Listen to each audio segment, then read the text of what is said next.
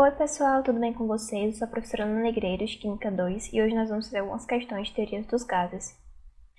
Lembrando que todas as questões feitas aqui estão na apostila, todas com a numeração correta, e se você quiser fazer mais questões é só ir lá, e tem um gabarito também. Primeira questão. O comportamento de um gás real aproxima-se do de um gás ideal quando?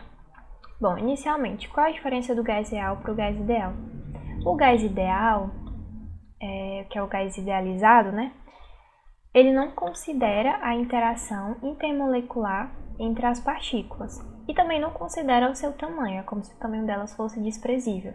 Então vamos supor que é como se a gente tivesse uma sala muito grande, uma sala do tamanho do mundo, com pessoas dentro dessa sala muito distantes uma da outra, como se elas não tivessem interações e não fosse considerado o tamanho delas, visto o grande vazio que tem dentro dessa sala. Então, para um gás ideal, é basicamente assim, a gente não considera as dimensões das partículas, a gente considera desprezíveis, na verdade, e a gente também não vai considerar a interação entre essas partículas, diferente do que acontece com um gás real. Como é que a gente pode ter um gás ideal se aproximando das condições de comportamento de um gás real? Aí eu vou mostrar aqui a parte matemática, porque eu acho que quando a gente parte para os cálculos, a gente consegue entender melhor a relação entre a pressão, temperatura, então se torna mais fácil visualizar quando é que um aumenta, quando é que outro diminui. Então, partindo do princípio que em um gás ideal a gente tem massas desprezíveis e um grande espaço, a gente deduz que a densidade ela vai ser muito pequena, porque a densidade é a massa pelo volume, certo? Se a gente tem uma massa desprezível e um volume muito grande, a gente vai ter uma densidade pequena. Sendo assim, a gente pode utilizar esse conceito de densidade e densidade baixa para um gás ideal na equação de Clapeyron, que é o famoso PV/RT, né? Se a gente substituir esse número de mols por a fórmula que a gente pode achar o número de mols é a massa em gramas por massa em gramas por mol. Não é assim que a gente acha? Substituindo isso na fórmula, ela fica desse jeito. Quando a gente passa o volume aqui para baixo, se estivesse multiplicando meio pelos extremos, mas ainda passando só o volume aqui para baixo, a gente tem essa forma aqui, com em cima, no numerador, a massa em gramas, RT, e embaixo o volume, a massa molar em gramas por mol. Só que essa massa em gramas pelo volume, isso aqui é a famosa densidade que a gente estava falando anteriormente. Então a gente pode substituir essa parte aqui pela massa específica, que é a densidade, perdão, que é a densidade. Sendo assim, a gente consegue ter essa equação, tendo também a densidade dentro dela.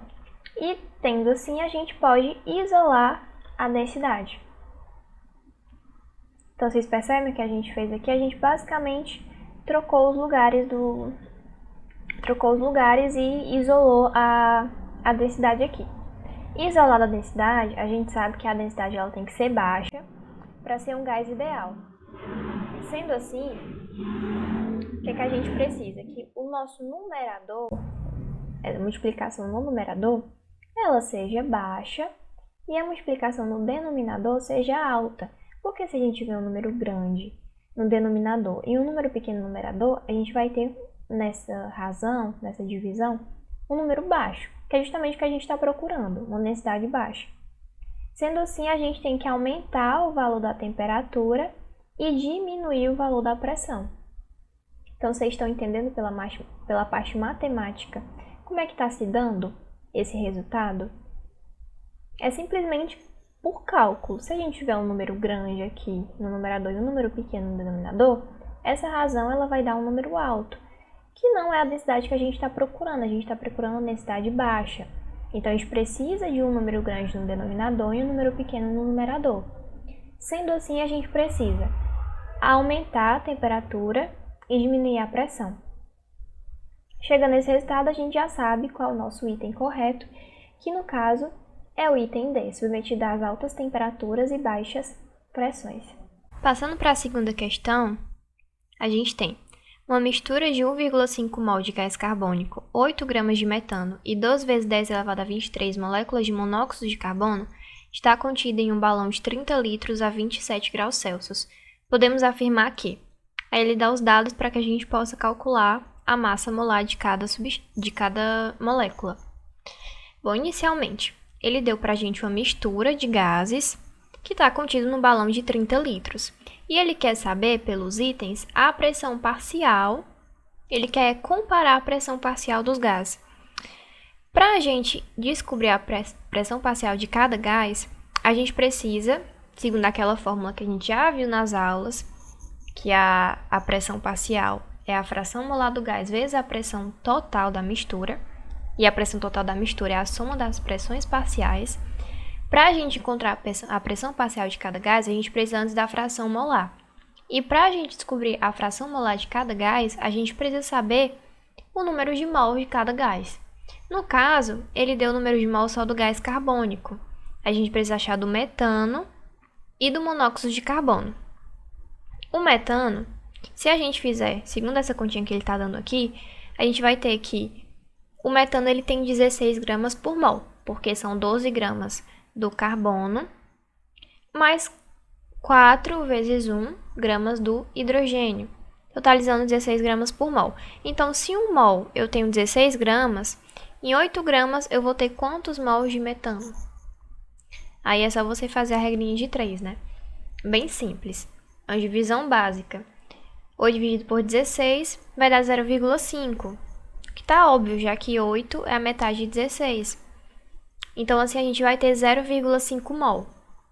Então, a gente já sabe o número de mols do gás carbônico e o número de mol do metano. Agora, falta descobrir do monóxido de carbono. Só que do monóxido de carbono, ele não deu em gramas nem deu em mol. Ele deu em moléculas. E aí, a gente vai ter que usar a constante de Avogadro, certo? Qual é a constante de Avogadro? É 6 vezes 10 elevado a 23. Se em 1 mol eu tenho 6 vezes 10 elevado a 23 partículas, moléculas no caso, 12 vezes 10 elevado a 23 totalizam quantos mols? Aí a gente faz uma regrinha básica de 3 também. Se 6 vezes 10 elevado a 23 é 1 mol, 12 vezes 10 elevado a 23 são x mols. Aí você fazendo a continha descobre que totaliza 2 mols. Até porque esse 12 aqui é o dobro do 6. E a potência continua a mesma, 10 elevado a 23. Então, seria só dividir. Descobrindo o número de mol de cada gás, do gás carbônico 1,5 mol, do metano 0,5 mol e do monóxido de carbono 2 mols, a gente já descobriu o número total de mols da mistura. 1,5 mais 0,5 mais 2 dá igual a 4 mols total. Sendo assim, a gente já pode descobrir a fração molar. Que a fração molar, como é que a gente calcula? É o número de mols do gás dividido pelo número de mols total. Fazendo essa continha, a gente tem que a fração molar do gás carbônico é igual a 1,5 dividido por 4, que dá 0,375, mas a gente pode passar para a porcentagem, que no caso é multiplicando por 100, que dá 37,5%. Esse 37,5% quer dizer que, do número total de mols, o gás carbônico colabora em 37,5% desses 4 mols. Qual é a fração molar do metano? 0,5, que é o número de mols do metano, dividido por 4, que é o total, 0,125, vezes 100, 12,5%, que é a contribuição dele no total. E monóxido de carbono, a gente tem 2 dividido por 4, 0,5, que dá igual a 50%, que é a contribuição do monóxido de carbono no total. Então, só metade da mistura é de monóxido de carbono. Achando a fração molar de cada gás, a gente já pode achar a pressão parcial, porque, como eu falei no início, a pressão parcial ela vai ser o quê? Vai ser a fração molar vezes a pressão total, que é a soma das pressões parciais. Mas eu vou mostrar para vocês que vocês nem precisam se dar o trabalho de fazer a conta da pressão parcial para conseguir achar o item certo. Isso porque, vamos supor que vamos estipular aqui um valor qualquer para a pressão total. Vamos supor que é 100 atms. Se eu tivesse 100 atms, a colaboração da pressão do CO2 seria 37,5% do total, dando 37,5 atm. Aqui é um 5, tá? Não é um 7. Dando 37,5 atm. Sendo assim, de qualquer forma, independente se eu tivesse 100, 150, 200 atm, ele sempre iria colaborar, a pressão parcial do gás carbônico sempre seria 37,5% da pressão total. Então, não tem como mudar esse valor, porque aqui a gente está tratando de porcentagem. Então, independente do valor que tem aqui, sempre iria ser 37,5%, porque a fração molar dele é 37,5%. E a pressão parcial, como é que calcula? Fração molar vezes a pressão total. Sendo assim, a gente não precisa calcular isso aqui para saber a colaboração de cada um e a pressão parcial de cada um. A pressão parcial de cada um vai ser 37,5% do total, 12,5% do total e 50% do total. O valor não importa. Não nesse caso, não nessa questão, porque ele não está pedindo o valor específico. Então, vamos para os itens. Item A. A pressão parcial do monóxido de carbono é o dobro da pressão parcial do metano. Ele está dizendo, no caso, que 50 atm, no caso, seria aqui no nosso exemplo, né? Mas 50% é o dobro de 12,5%. Não é bem assim. 12,5% vezes 2 dá 25%. Então, esse item é falso. Item B. A pressão parcial do metano é o triplo da do dióxido de carbono. Ele está dizendo que 12,5% é o triplo de 37,5%. Que é falso, é um valor menor, então claramente é falso. A pressão parcial do dióxido de carbono é 1/4 da do monóxido de carbono. Aqui ele está dizendo que a pressão do CO2, que no caso é 37,5%, é 1/4 da do monóxido de carbono, que é 50%, o que é falso, porque 50 dividido por 4 não dá 37,5%. Item D. A pressão parcial do monóxido de carbono é o quádruplo da do metano, o que é verdade, 12,5% vezes 4 dá 50%. Então, aqui a gente já tem o nosso item correto, certo? Vamos para a próxima questão. Nem precisa olhar o item E, porque a gente já sabe que o item D é verdadeiro. E no item E a gente não calculou a pressão total e nem precisou para descobrir a resposta. Último exercício.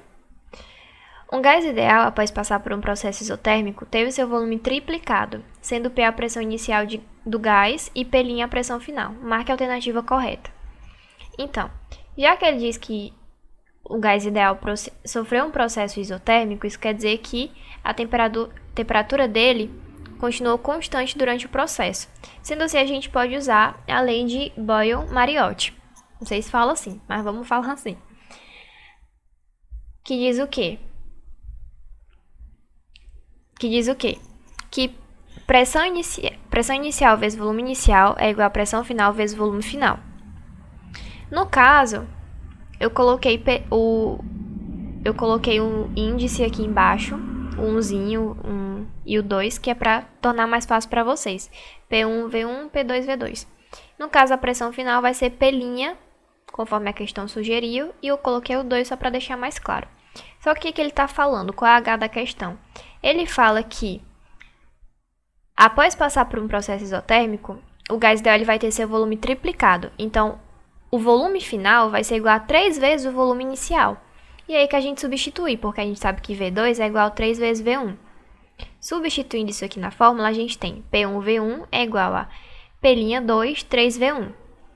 Para a gente achar o item correto, que ele está perguntando tanto da pressão inicial quanto da pressão final, basta isolar uma dessas incógnitas. No caso, eu resolvi isolar primeiro a pressão final. Isolando a pressão final, a gente chega nisso. Eu posso cortar o volume inicial em cima e embaixo, porque é uma multiplicação. E eu chego nessa resposta, que a pressão final, ela vai ser igual a 1/3, porque isso aqui é igual a isso aqui, ó. 1/3 de P. P1 igual a P, né? Porque A questão sugeriu que a pressão inicial fosse P. Mostrando pra gente que o item correto é o item B, em que a pressão final é igual a 1/3 da pressão inicial. Caso você quisesse isolar a pressão inicial, era só fazer o mesmo processo, só que isolando a incógnita P1. Então é isso, gente. Espero que vocês tenham gostado da aula. E se tiverem qualquer dúvida, podem colocar aqui no comentário que a nossa equipe vai responder.